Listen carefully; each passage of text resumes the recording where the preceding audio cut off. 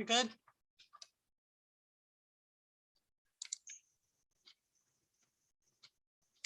Hello, everybody. We're having people drop in here online and people coming into the Felker room. If you're looking for the spoken history, the history of the Marshfield Public Library, you are in the right spot. So sit back. We're going to just take care of a couple of housekeeping things and we're going to get started. If you have questions, go ahead and type them into the chat or the Q&A at the bottom of your screen. And if you're in the Felker room live, you can give those questions to Don and he can type them in. We're doing a webinar format tonight. I'm presenting from my office here in the library, and we have people coming in live in the Felker room, and then we also have quite a bit of you online, and it's good to see all of you tonight or hear all of you. Your cameras will be off, your microphones will be muted. I'm going to present. I have lots of information, so hang in there with me. A lot of different pictures and things too. And hopefully there'll be a little bit of time at the end of the presentation. If there's not a lot of time before the library closes, I have put my email address on the last slide, and please feel free to email me any questions that you may have or call the library. And they'll get that information to me and I'll see if I can answer it for you. So welcome everybody. It looks like it's time to start. My name is Natalie Cruz and I have worked here at the library for 25 years already. It flew by, and I am by no means an expert on the history of the Marshfield Public Library. There are many of you online here or in the Felker room that I'm sure know many more details than I do about the history of the library. I'm a transplant from Iowa and I haven't lived here my whole life. But I've followed a newspaper trail basically of the history of the evolution of the Marshfield Public Library. So hopefully it will be very helpful to you and you can find some new information. I found out a couple things that I didn't know. I think what I'm going to do is I'm going to take me off of video here, but you'll still be able to hear me, and that way you can see the full screen for the slides. So here we go.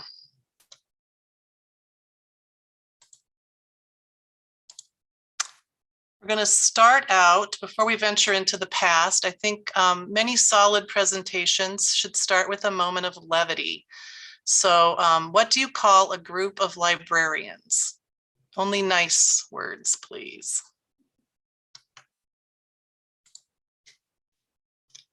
A shush of librarians, a catalog of librarians, a volume of librarians, a stack of librarians, and an answer of librarians. So this is a really old joke dating back to about 2009, I think, by a man named Stephen Abram, who was himself a librarian. I will give you a few moments to compose yourselves because I'm sure that you're all laughing hilariously here at this joke. I cracked myself up. All right, so what is a library to you? So before we go back to the very beginning, I want to read a couple of quotes to you while you're thinking of what a library actually is to you. The library is an arena of possibility, opening both a window to the soul and a door unto the world.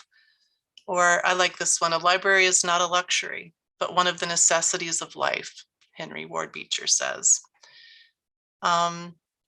Before I worked at the Marshfield Library, I was a patron. I brought my children here for story times. I did genealogy research.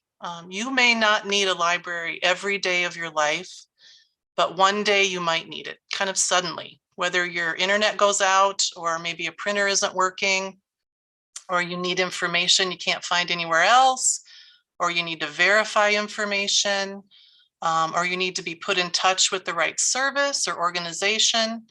The library will be your answer most times. And I needed a library one day back in 1990 when my second child was born with a rare congenital heart defect. And the clinic was great with her care, but I had some pretty in-depth questions that I needed understood for myself about her condition. And Kathy Baker was working at the information desk, and she located the information that I needed in order to understand kind of what my family was dealing with. And we're fortunate because Kathy Baker still continues to be here at the library, in addition to some other very stellar staff members who are ready at every moment to assist our patrons. So when we get into the history of the library, it parallels the history of Marshfield itself. Plans were formulated back in 1874 for the development of Marshfield by John J. Marsh. And Marshfield was incorporated on April 15th of 1883. And the first indication of a library was formed in the early 1880s when John Marsh donated 500 volumes. And they had been selected in Boston by an unknown librarian. And with this gift to Marshfield, he wanted his friend W.H. Upham to head up a committee of trustees made up of 2 other people. And Mr. Upham picked L.A. Arnold and E.S. Rennie to be part of that committee. And those men were very busy, businessmen. And they found the task to be a little bit tiring. And so they turned that over to Mrs. Upham. And she had formed a group of women in 1881 to be part of a local chapter of the Women's Christian Temperance Union. So they are the ones who took that over. And what I wanted this slide on here was because I wanted you to realize that John Marsh was instrumental in starting not only the town of Marshfield, but also he was the person who donated the nucleus of books that formed the first semblance of a library here. And the town of Marshfield it's generally thought to be named for John J. Marsh or else his uncle Samuel Marsh, but there's a little bit of controversy around exactly how that goes. And we don't have time tonight to delve into that. That's a whole nother webinar. So the exact date of the founding of the library isn't possible because there were no preserved printed records of the newspaper. And that's a great example of, how we need to preserve our local history.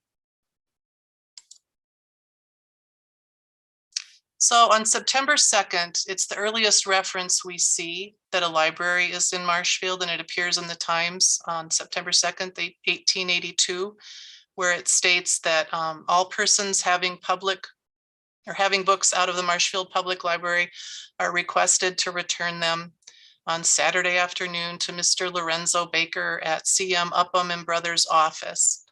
And it goes on to tell a little bit more, but that's the first record that we have that there was a library here.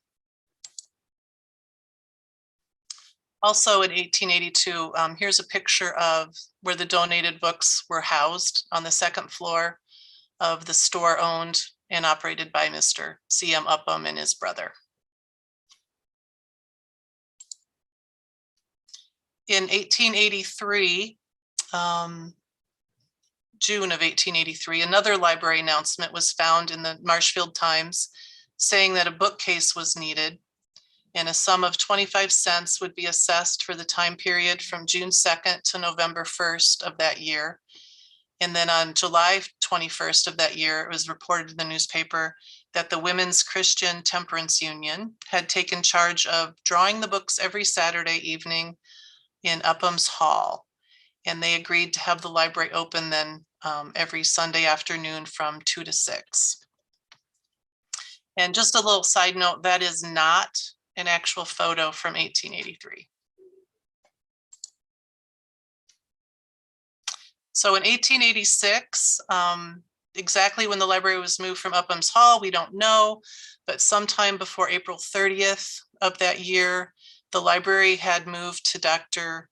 W.H. Budge's drugstore, and that was in the Marshfield Times April 30th edition of that year. And Dr. Budge's daughter, Lottie, acted as the librarian on Wednesday evenings.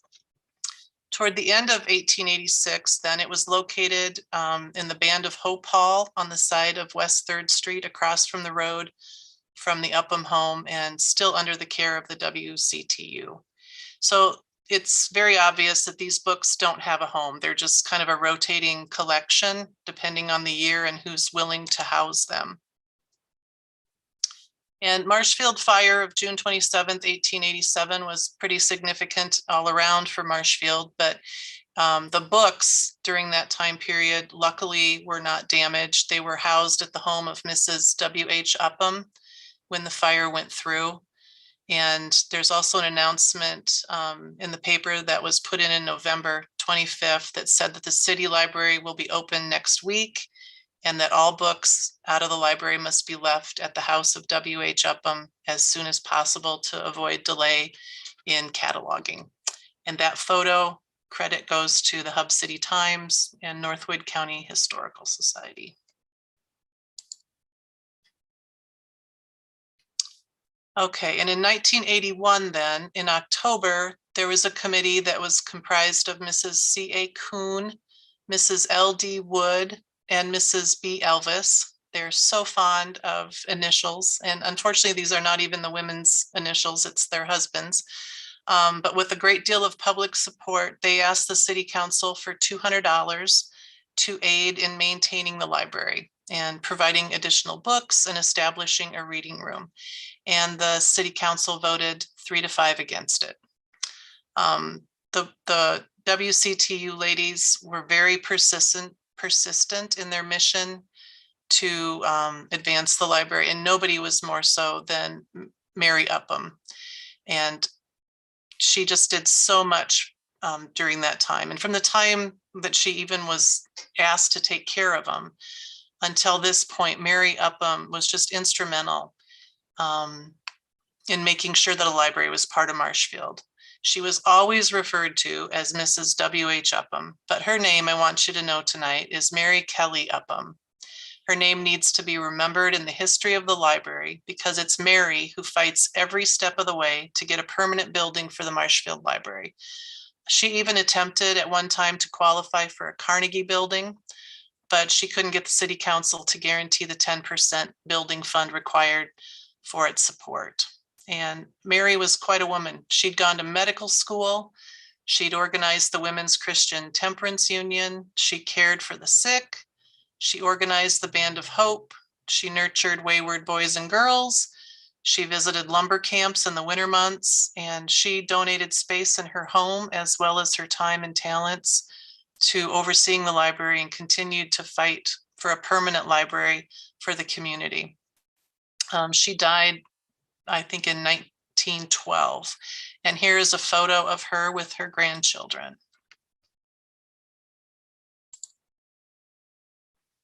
In 1899, the books were removed. There was an article on that from the Band of Hope Hall to the bookstore and the bazaar. Okay, it was moved from the Band of Hope Hall to the bookstore and bazaar of Mrs. I.P. Tiffelt. And there it was established as a free library after they gave them $100 from the city council. And assisting Mrs. Tiffelt as librarian was Miss Hattie Pickett, who later became Mrs. Theodore Brazio, but I believe that's how you pronounce her name. The first library committee appointed by the Common Council was comprised of Mary Upham, Mrs. M.B. Craycraft, and Mrs. Elvis.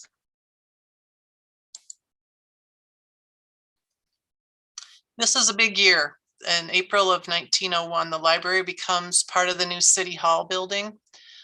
It was a result of a very aggressive newspaper campaign by the ladies' travel class. And the ladies' travel class was made up of many of the original women of the WCTU. There were 650 volumes that were put in 3 rooms of City Hall. The city appropriated $250 for operating costs, and the new library was now tax supported.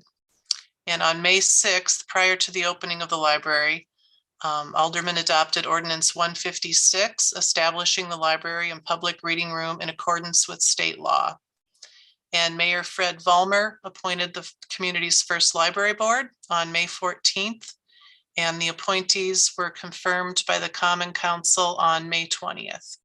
And the first library board consisted of Mr. William D. Connor, president, Mrs. M.B. Craycraft, secretary, F.J. Cole was treasurer, and H.H. Lathrop, E.E. Winch, K.W. Daggy, R.L. Krause, H. Whale, and Mary Upham. And on May 29th, then the library board met for the first time to establish bylaws and regulations.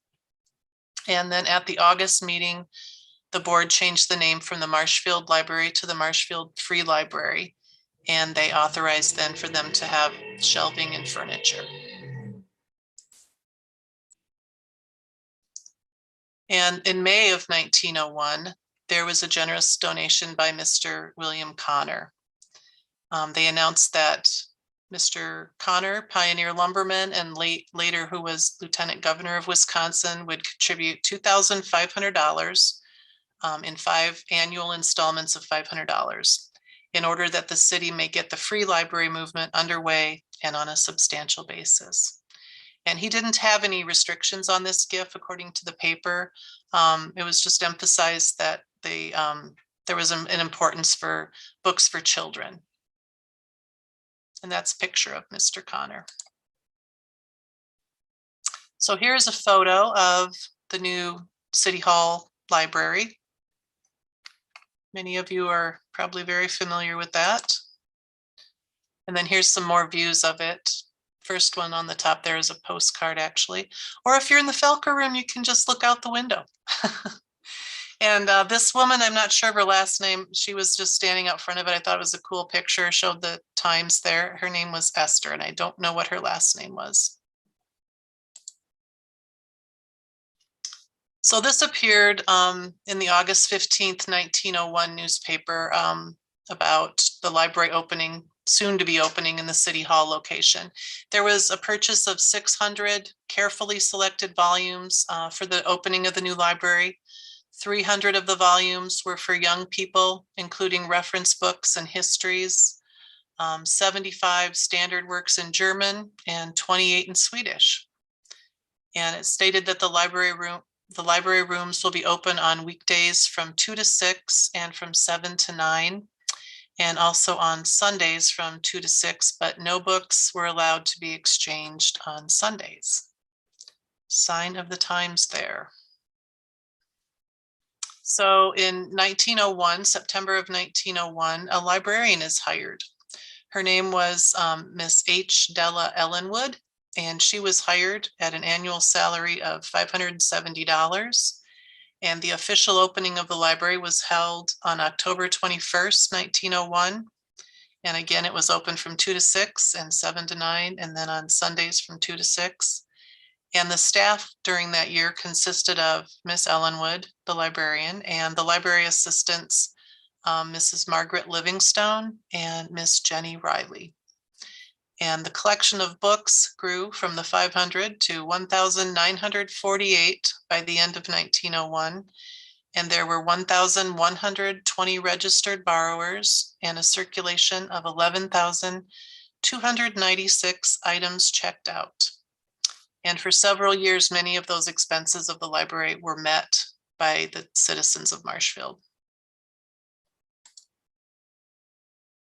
In October of 1901, 4 days after the opening of the library, there was an article that appeared in the Marshfield Times, and it read, "The library board has made provisions so that farmers in the surrounding countryside who trade at Marshfield may enjoy the privileges of library free of any charge. And it's hoped that many will avail themselves of the opportunity." There was also another article that says Miss Ellie Stearns, organizer for the Wisconsin Free Library Commission, that was out of Madison, visited the new library during October and stated, "The rooms and equipment provided were second to none in the northern part of the state and might easily serve as a model for some communities." So they got the gold star for that. I put this notice in the presentation because I wanted to show that even though Mr. Connor made some big money donations, he continued to support the library in many small ways as well. And here there's an article that says he donated a Remington typewriter so that Miss Ellenwood would have one. And this slide just shows, I'm kind of a nut for artifacts, and I just wanted to show this, that this is a cash book, a library board cash book, And I took a few pages out of it. They were already loose, so I scanned them. And it just has some handwritten accounts, like an example on December 14th, 1901. Della Ellenwood was paid $37.50.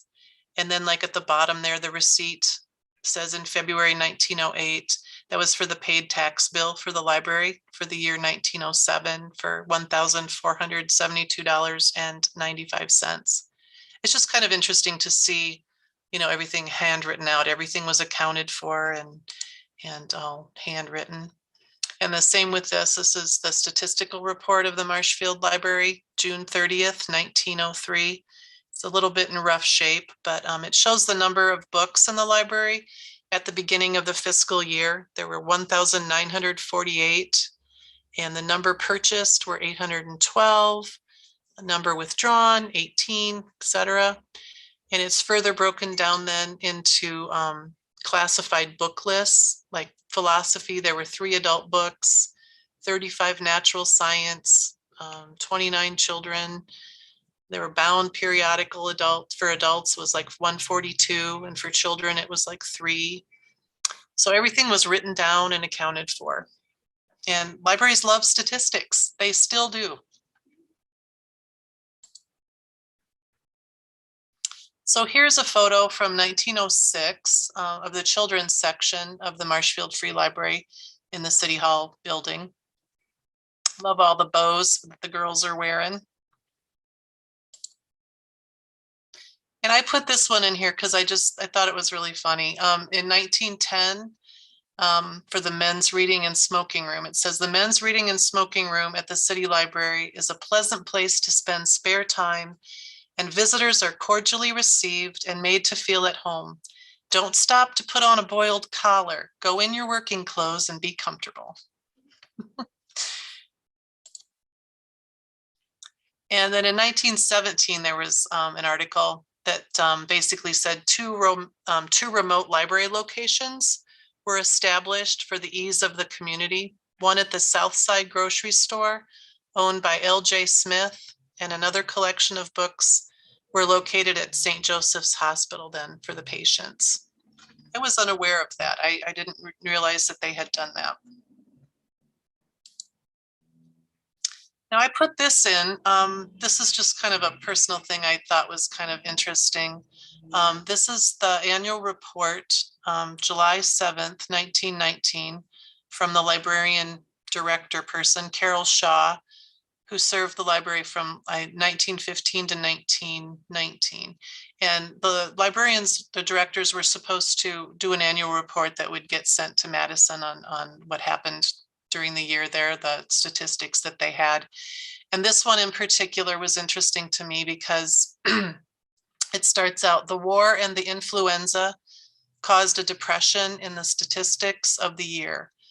The first, because many of our best patrons devoted their leisure time to government work. The second, because it closed the library as it did other public places from October 12th to November 5th. And even after the ban was lifted, the disease supposedly under control, it was found that the prevalence of the disease in the surrounding districts messed with their circulation, basically. So they have influenza going on. And of course, you know, that influenza that's mentioned is the Spanish flu. And that started in February of 1918 and it lasted through 1919. It was a deadly global influenza pandemic caused by the H1N1 influenza A virus. And 50 million people died worldwide, and about 675,000 deaths were in the United States alone. And there were suspected cases were about 500 million globally. It just kind of hit me that history is kind of repeating itself. And it just was a very in your face kind of fact with this being written like this. So if you wanted to read more of it, it's like a 4-page document. You can get onto the YouTube video and you can pause it and read different things. But it's kind of interesting too to look back at this. Under the reference work paragraph here, it says statistics can show only half of the activities of the library. Reference work is a thing which cannot be counted, as it's largely done within the library or over the telephone. And that's still true today. I mean, we have reference questions that we have to mark down as a statistic or not. And, you know, some of them are, you know, take 2 hours of your time, and some of them take 30 seconds. So that's kind of interesting that it was the same back then. And then it states too on the men's reading room paragraph there, it says the men's reading room was principally used by high school boys and working men and boys, who by congregating here thereby released their place on the main floor to others who wished to read or do reference work. The attendance was so great that it became impossible to manage 2 floors at the same time, and Mr. Marcus Hansen assumed charge in the basement rooms every evening from March to May, when the approach of the end of school caused a falling off in attendance. Just kind of interesting. So I'll just kind of pause on each one of these, and then if you want to look at them in more depth, you can on the YouTube video.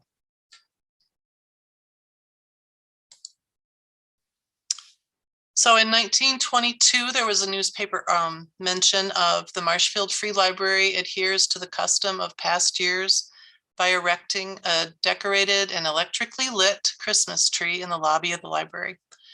We still have Christmas trees here on each floor every year. And in 1925, there was a mention that the Wood County farmers can have books sent to them from the library by paying the small cost of postage. The library always tried to include people from rural areas, I think, most definitely throughout the years. And in September 21st, 1923, in the Marshfield Daily News, it's obvious, since they put this in the paper, that there's a lot of growing pains evident when articles appear like this. And it states, beginning October 1st, the Marshfield Free Library will be closed to children under the 9th grade after 6 p.m. The library has been very crowded in the evenings, and as the children have less reference work to do and more time than the adults to use the library during the day, the library board has decided to follow the custom of other libraries and exclude the children at night. So you can really see how the library is running out of space. Here's a great picture I came across. It shows the inside of the City Hall Library. This person, it had her name on the back, is Ann Waters at the checkout desk. It kind of shows you the interior there. And here's one of Selma Bartmann. She's on the left there. And they're all undated photos from that time period. And here is one of Jeanette Habel. You can see how kind of crowded the hallway there is. So in 1931 to 36, in 1931, there was hope for a new library. Marshfield took another step towards the realization of that. The council requested that they obtain bids on appropriate sites in the city which to build a new library. Then a few years later in 1935, the Common Council approved an addition to the library, providing arrangements are made for funding by federal and state work relief authorities. And that project then was rejected in September of 1935 by the Works Progress Administration. And so in 1936, during June, the new library plans were withdrawn. And over the winter of 1936, with the help from the Works Progress Administration, the entire library was redecorated, new shelving was added, and the children's collections were moved downstairs to make a second reading room for the adults on the main floor. And the children's room then had a downstairs entrance, and that really helped with the noise level, evidently. But you can see that for the past 35 years, the library continued to grow, and there was very limited space.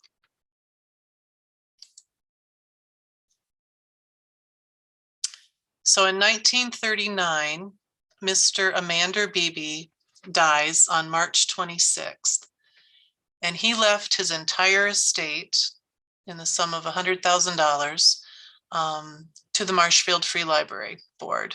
And he wanted that to be used towards a new building for any library purposes. But the money was held in a trust for use later for his wife until she died, and for his niece, Miss Christine Beebee. And his wife died like 8 months later, but then it was held in trust for Christine and for her lifetime in order to use that. These pamphlets were scanned from a booklet that was entitled The Marshfield Free Library 1883 to 1981. And Mr. Amander Beebee was really quite a man. I can't say enough good things about him. He was born in New York. He moved to Wisconsin in 1890. He located at McMillan, north of Marshfield, until he moved to Marshfield when he retired in 1925. He lived at 2nd Street in Cherry. He became the general manager of the McMillan Enterprises before he retired. And he was really an educated man he went to Dartmouth College. He loved books and was at the library a lot. And so he knew of all of the space restrictions. In addition to his duties as manager of one of the leading timber firms in Wisconsin, he also found time to serve as a member of the Marathon County Board of Supervisors. He was on that board for 30 years.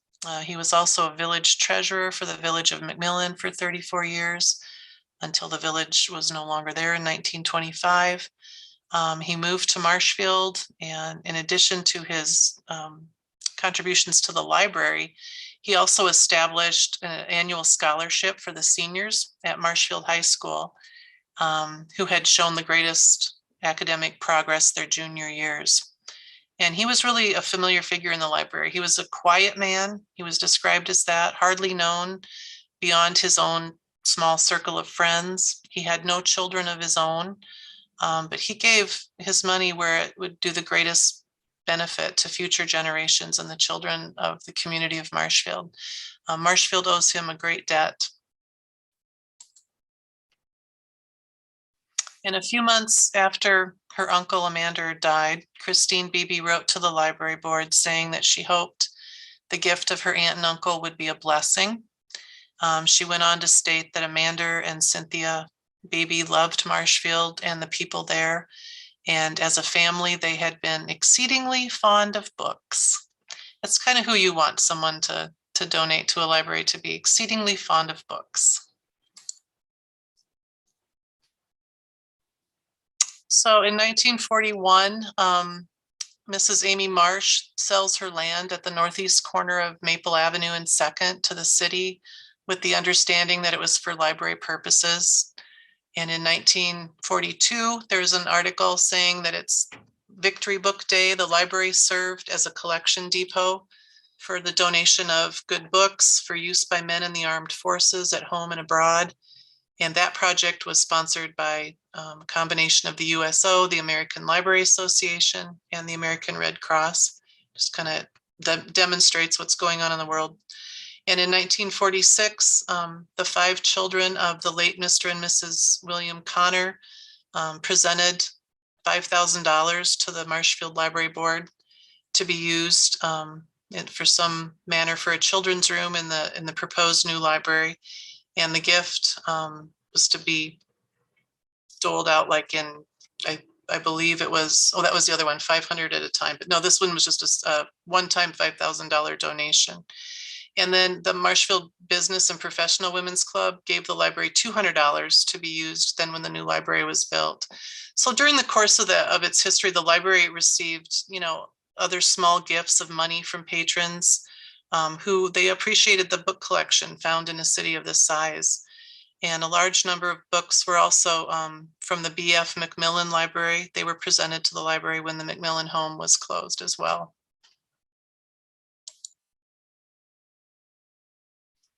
So in 1952, there's a notice saying that the city planning group proposes building a civic center, which include a library.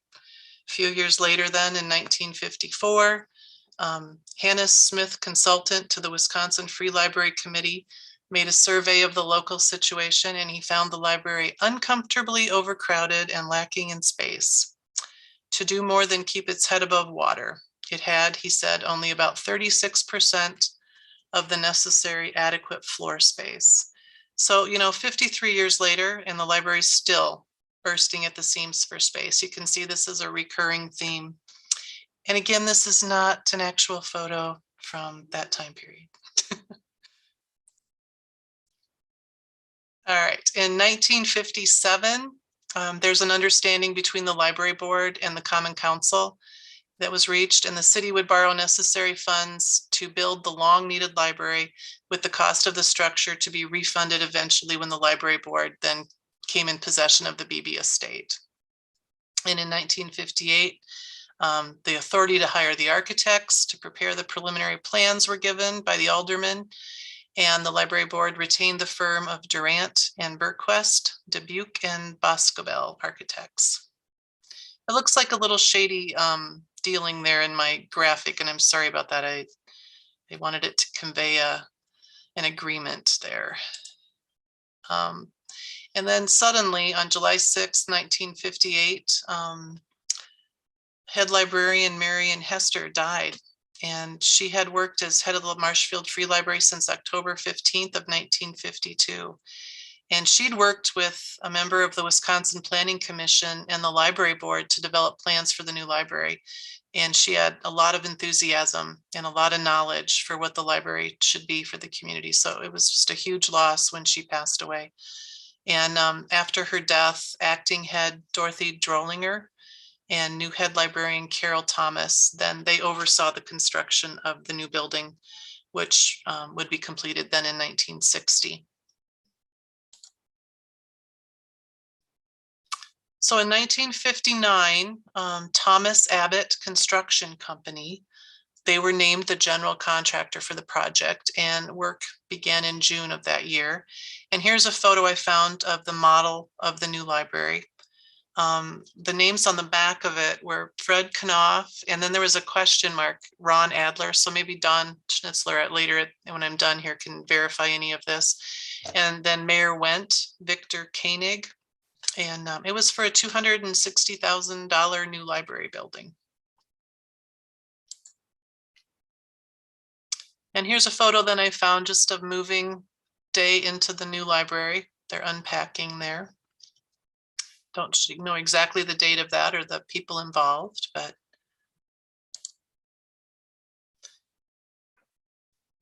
And here we go in 1960 then, the new Marshfield Library opened its doors in its new location on April 18th. The new library had a capacity of 75,000 volumes and was financed by the city pending the receipt of the funds then from the Beebee estate. And then the formal opening of the library was held Sunday, July 17th, 1960, and this is the actual invitation.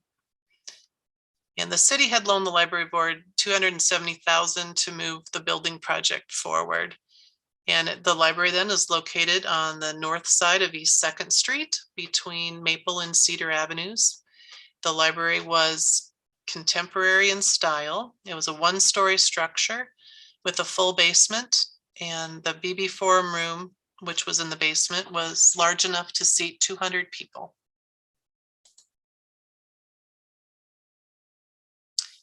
And this July 15th, 1960 newspaper article, it's just filled with a lot of great library history information. So that's why I included it. I thought it was worth mentioning again that the new library was made possible by this generous and thoughtful man, Mr. Beebee.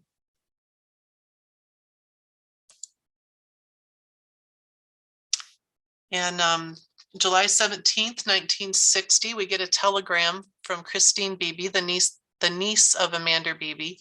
And she sent this on the opening day of the new library, stating that the books were the salvation of the pioneers of Marshfield and Macmillan. Isolated in the woods, they maintained a remarkable standard of culture through reading.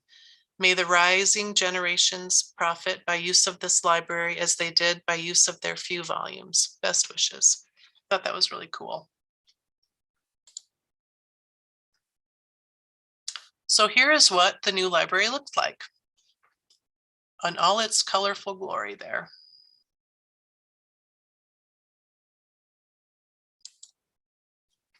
And then here is the floor plans. First floor is on the top there, and the basement floor plan is on the bottom part of it.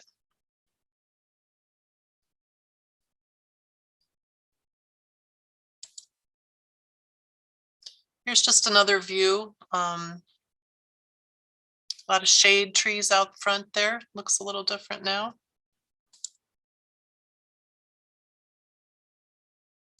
Another view there. And here's the back of the library before the addition was put on.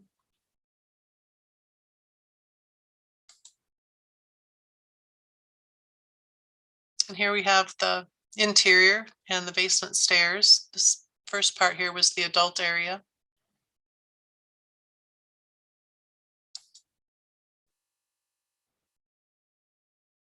And this was just a shot of kind of the open space there with the architect standing there. It was in the library or in the newspaper. And it states that it's going to be adequate for the next 2 decades. Here is the adult reading room, photo of that.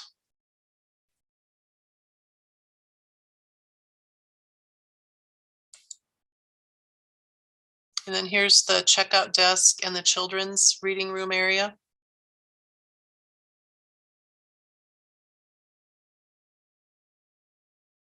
The clerk on the right is Myrtle Boutel.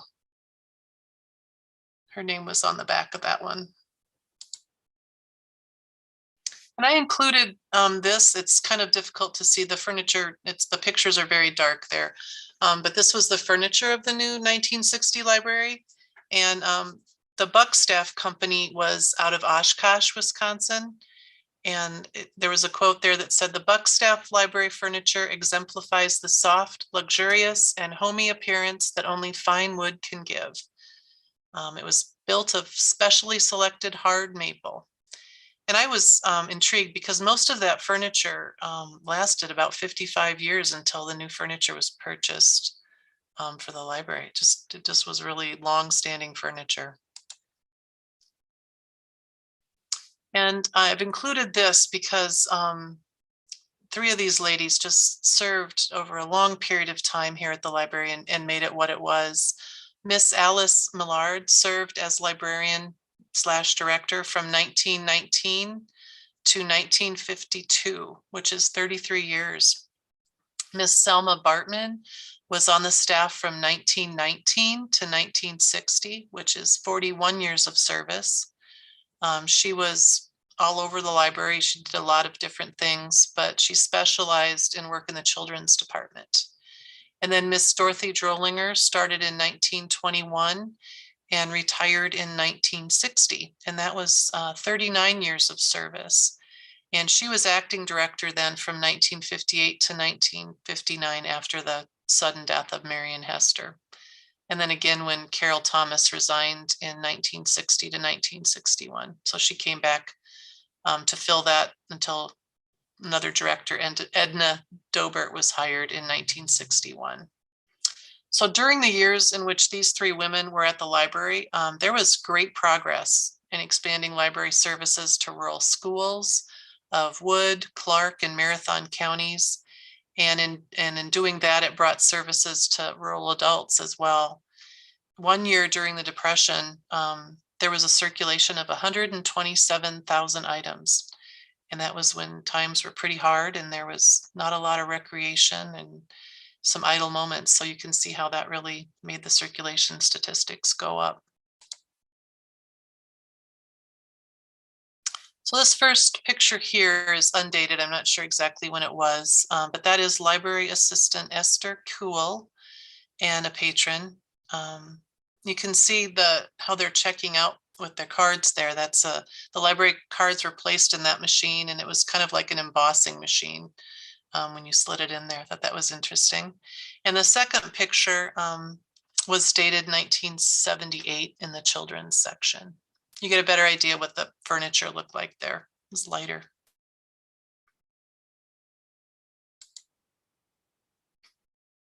And I included a couple pictures here of council members at story time. The first one there is Donald Nystrom, and the second one is Cyril Marks. I'm not sure. I don't think that's in the library. It might be in the City Hall building. I'm not sure.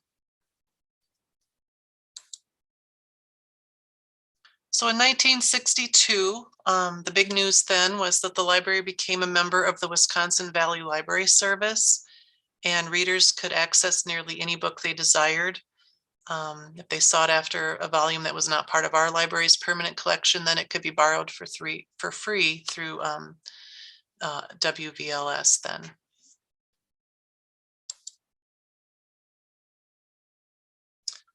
So John Stierle came to Marshfield in 1886, and he became a photographer with his brother. And that's him pictured on the left there. He also became an accomplished taxidermist, and his work makes up the bird collection that's displayed, or was displayed and is still there now, in the Beebee Forum Room area of the Marshfield Free Library. And the collection is displayed in cases that were designed by S. Hudson Owen and built by the people shown in this photo: Albert Winke, Don Helgerson, Robert Frederick, Don Perry, Don Hone, and Lawrence Capel. And it was noted that many other people contributed time and materials as well. In the Stierle bird collection, it's considered one of the finest private bird collections in the United States. And the library acquired this collection in 1964, and then the exhibit opened on January 30th of 1972. And the collection also includes nearly 2,000 bird eggs.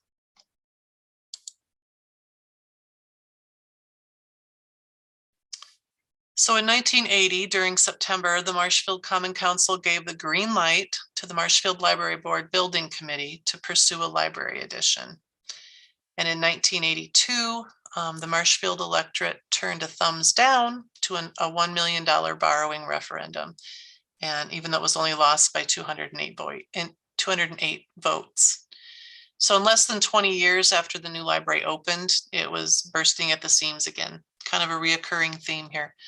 And that in the newspaper article in 1982. It was short on space. It was short on public space as well as staff space. And it did not have an elevator to provide access to the basement. And it also had bathrooms that needed updating to provide access then too with people with physical disabilities. So here's just the mailing thing that was promoting the library edition. I thought that was interesting to have the actual one. The library edition cost $990,000, and like I said, it was turned down by the voters, but only lost by 206 votes. And in 1983, in December, the Common Council forgave a $337,897 library debt that was incurred by the library board in 1959 when they built the Marshfield Public Library. And the vote freed the Beebee Trust Fund to be used for a library expansion renovation project. Private donations approached 200,000, with 110,000 of that raised by Mayor Hardacre, 20,000 collected in a door-to-door campaign, 55,000 raised through other planned funds, and multiple donations from area individuals, organizations, and foundations. And here's a newspaper article in 1983 showing the door-to-door fundraising campaign for the addition of the library. Very reminiscent of Mary Upham and her Women's Christian Temperance Union door-to-door campaign as well.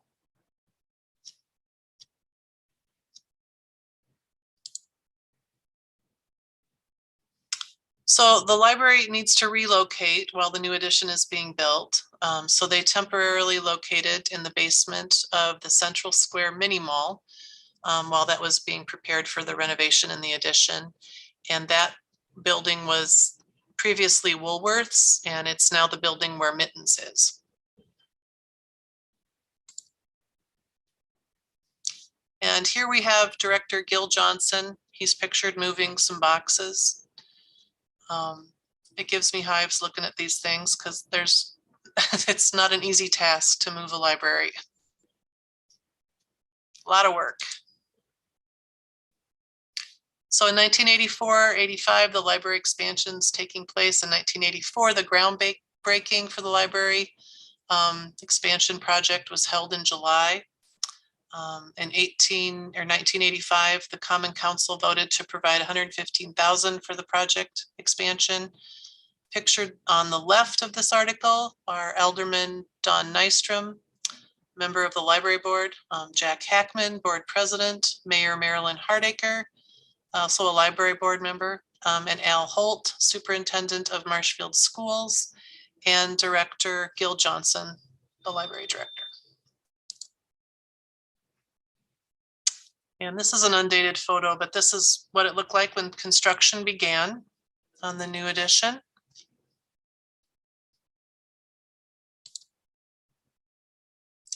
And here's an actual pamphlet for the dedication that happened on Sunday, October 27th of 1985.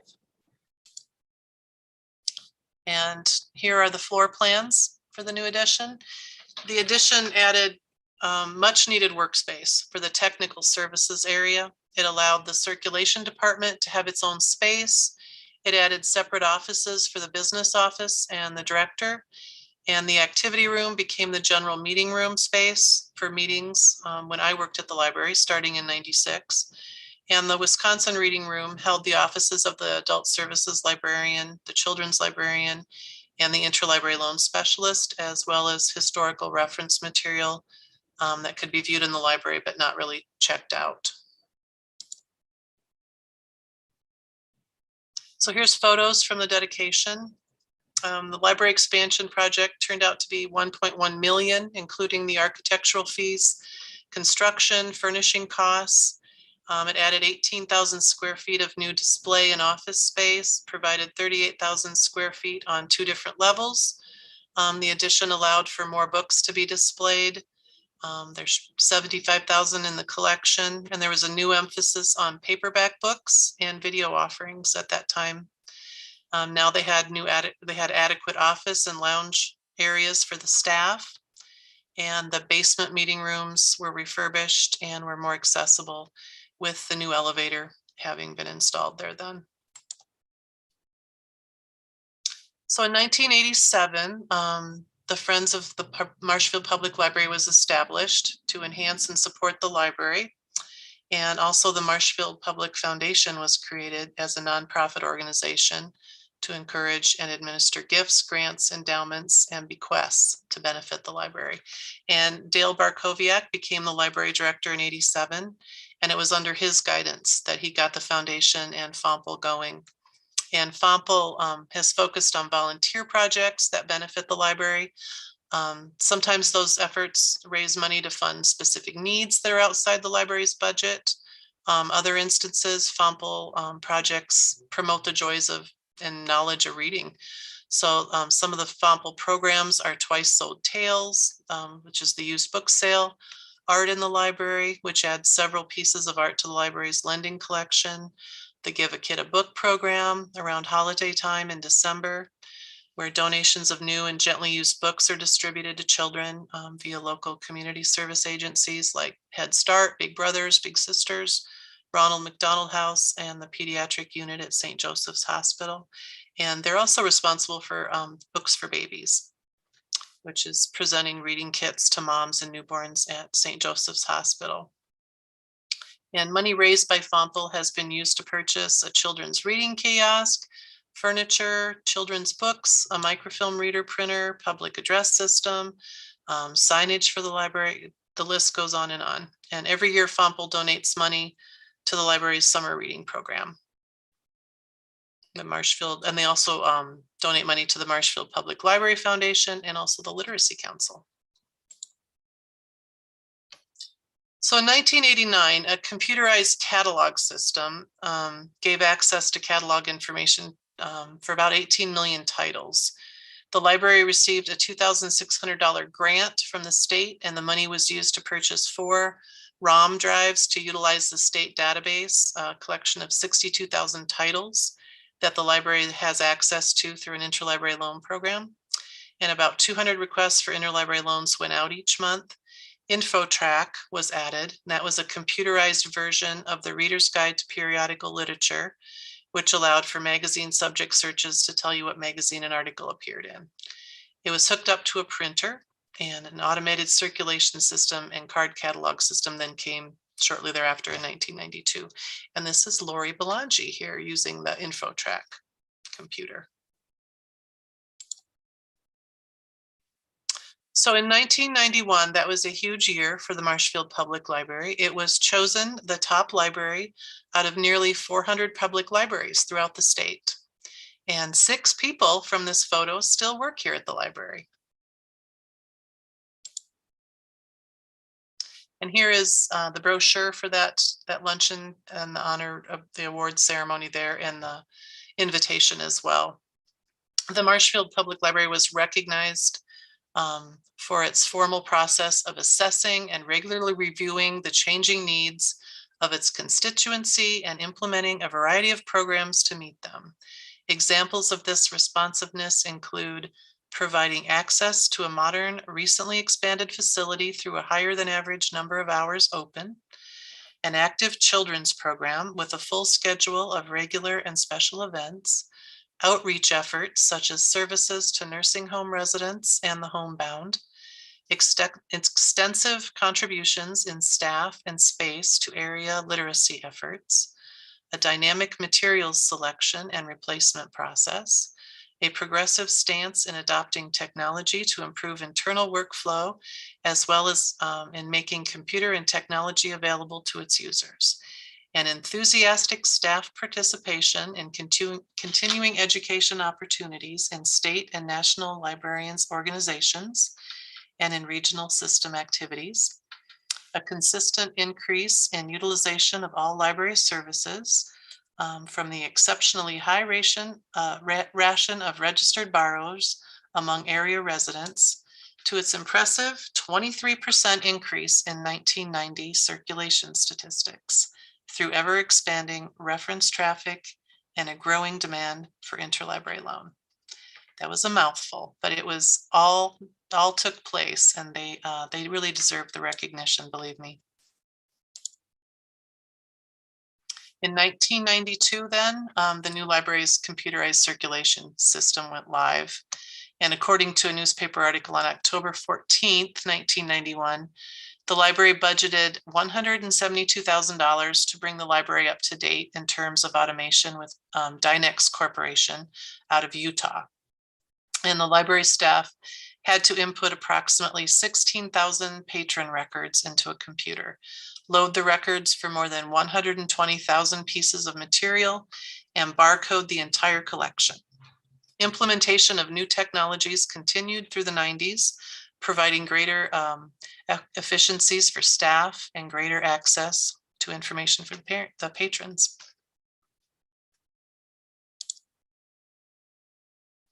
So in 1994, a 5-year plan for library improvements was adopted for CD-ROM access terminals and a dial-in module for remote computers. In 1995, Wood County Libraries leave the Wisconsin Valley Library System to join the South Central Library System, and the decision marked the first time in state history that a county had switched its system affiliation. In 1996, the Marshfield Public Library Foundation worked with the city of Marshfield on the jointly funded land contract to purchase property to the north of the library for future development.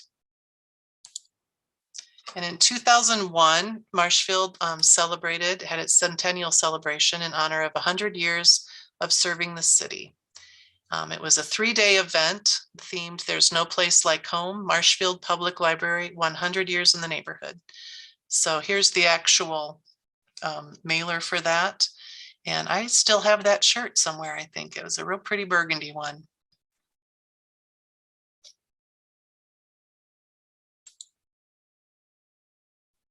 And this just shows what was the bulletin there, what was going on for the presentation, and the newspaper article about it.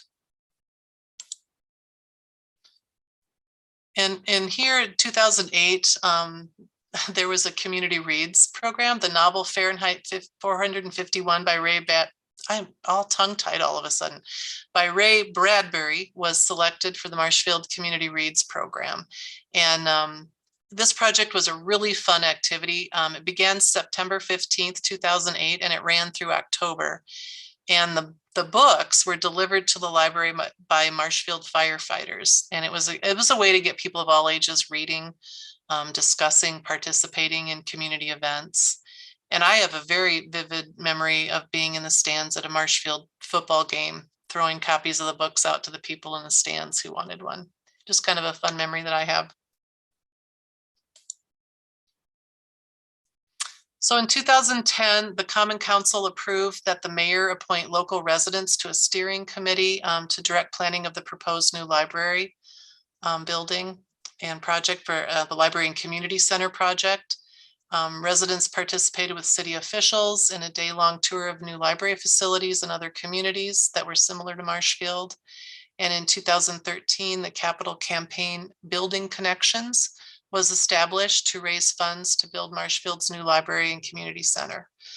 Tom and Laura Drendel were part of that. Bill and Karen Hocking and Joe and Jenny Mazza served as the capital campaign co-chairs. The vision for the new library and community center was to be a place of lifelong learning and interaction. They wanted the library to be a comfortable place where people could read by the fire, conduct research in an atmosphere filled with natural light, employ cutting-edge technology to gather information or access resources, and participate in innovative activities and programs that stimulated the mind and spirit. They wanted it to be a place for people of every age. And the community center, they wanted it to be a place of social interaction, mental stimulation, physical activity, healthy lifestyle pursuits, lifelong education, and interaction with others. And the total cost of the complex was to be $9 million, which was raised in 2 phases as a public and private partnership. So the total cost of the library part of that would be $6 million, and the total for the community center to be $3 million. And Director Lori Belangi did a great job giving statistics on this fact sheet that she came up with, describing how people use the library. And for some residents, the library is the only place that can get access to the internet. The children and teen programs, the meeting room use, the electronic resources that were available, even when our library was closed, they were all valuable community assets. And she illustrated that very well.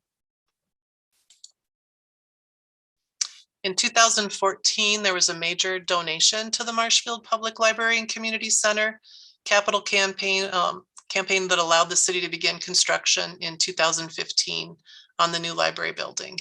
The donation by Everett Roehl, founder of Roehl Transport, completed the $4 million needed for the library project.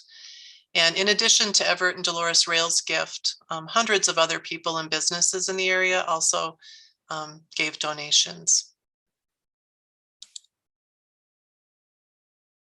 I love this photo. It's 2015 groundbreaking ceremony for the new library, and that was held on July 31st. There's a lot of joy and smiles on the faces there after all the hard work of fundraising and planning. And here's a photo of Mr. Roehl. It was hard to come by. He's a very humble man. He doesn't have many photos of himself. So in 2016, community members gathered September 6th to celebrate the opening of the Everett Roehl Marshfield Public Library.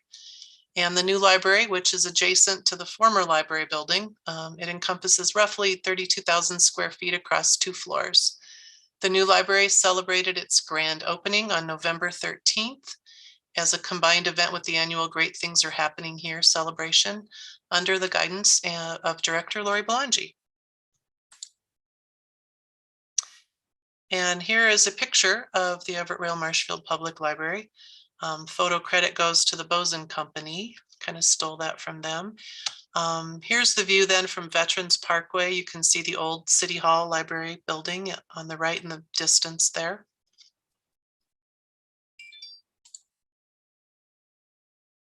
And this is the view then from Maple Avenue with the old library, which is now the community center on the right, clear in the background there.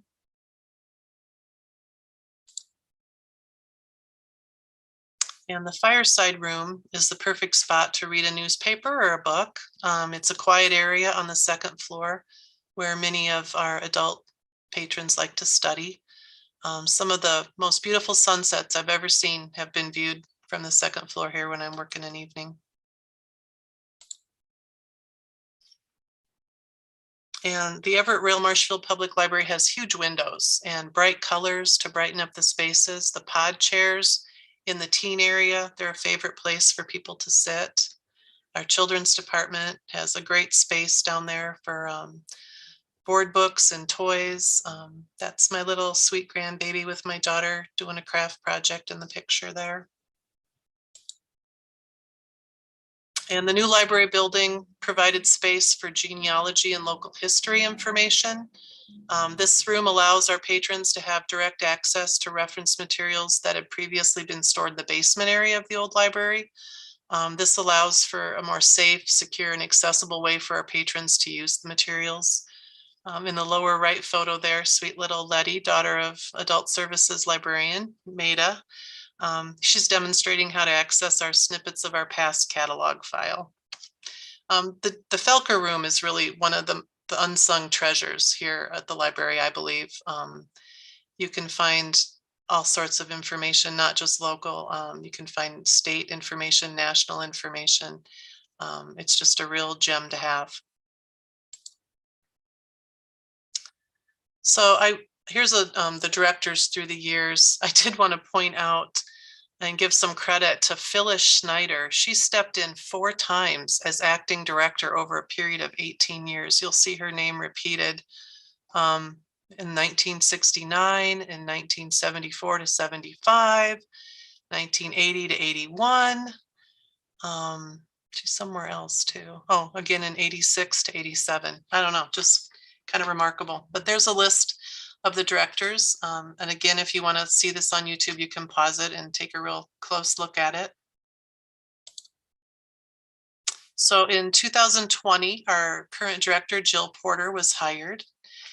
During the pandemic, bless her heart, I'm sure it wasn't easy to come to a new state, a new town, a new library, all during a pandemic. Jill, you've got grit and perseverance. The Everett Roehl Marshfield Public Library continues to be in really good hands. And the pandemic has, affected so many things these past 2 years. The library adapted the best we could by getting materials to our patrons through our drive-through window, through holding story times online or outdoors. 2 of my favorites are when Miss Sarah read books among the kittens at the pet shelter, and when she drove through a car wash and filmed it so all of the littles in our lives knew that the car wash wasn't scary. One of our adult services staff members recorded herself reading a book for a patron who could not get materials while the Library for the Blind was shut down. Providing programs online through webinars like this one tonight, supplying craft packets for adults, etc. Libraries have always adapted to what's happening outside of their walls. We adjust everything to fit the needs of what's going on in our community, in the world, and in technology to reach and serve our patrons the best that we can.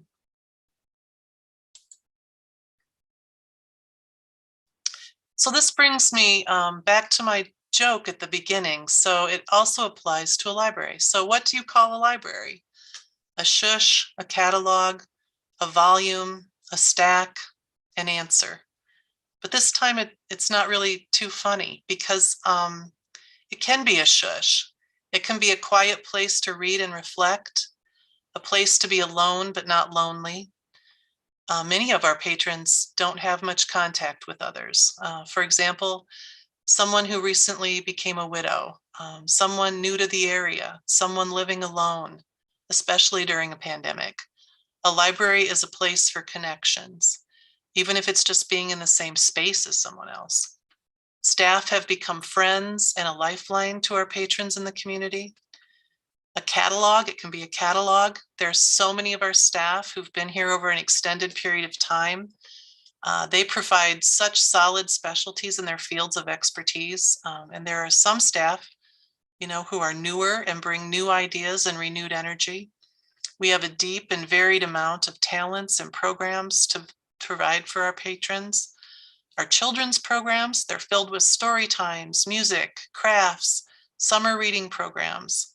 Same with our adult programs, displays, technology classes, winter reading programs. We'll be starting an adult summer reading program. Our staff have continually adapted to change in our community, to change in our world and the technology, all of it.